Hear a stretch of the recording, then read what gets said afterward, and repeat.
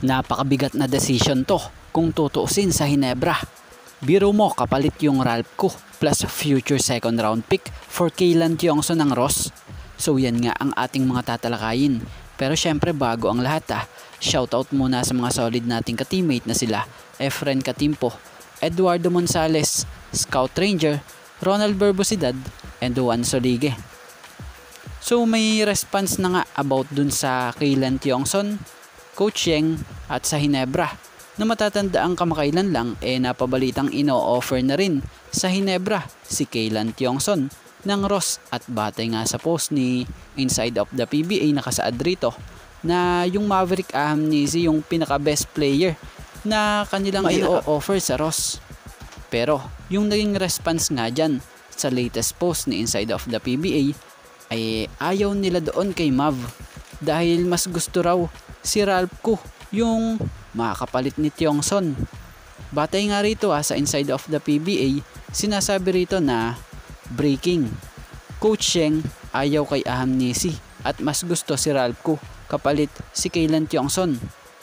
Updates. Coach Yeng Giao doesn't want Maverick Amnesty huge contract. Coach Yeng wants a pick and young player like future second round pick and Ralph ko in exchange for Kaylan Tiongson.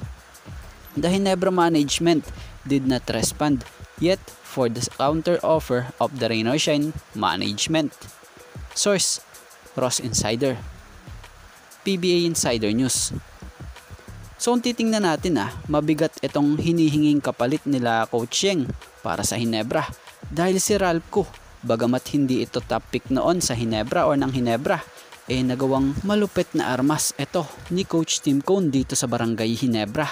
Si Ralph ko ay kasalukuyan pa rin dinidevelop nila Coach Tim Cone dahil nakitaan nga nila ito ng potential.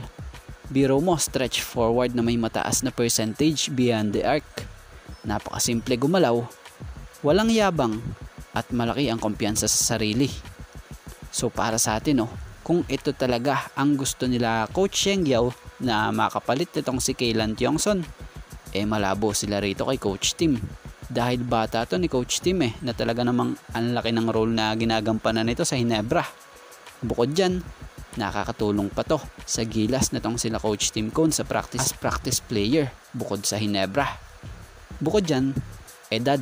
Sa edad pa magkakatalo. Bata pa si Ralph ko Ang layo di hamak ng edad niya dito sa 32-year-old rookie veteran na si Kaylan Tiongson. Bagamat hinog na itong si Kaylan Tiongson at hasang-hasa na talaga, ito pa rin kasi yung mas bata na kayang tumagal pa ng mahabang panahon dito sa liga na kung saay mas mahahasa pa. Pero tingnan pa rin natin sa susunod kung may mapabalitang mag-response pa dito ang kampo ng Hinebra. So abangan. So sa ngayon mga ka-teammate, nagbigay nga lamang po tayo ng kaunting reaksyon at opinion about sa nabasa nating post na ito or update patungkol rito. Pero kung kayong tatanungin anong opinion nyo rito?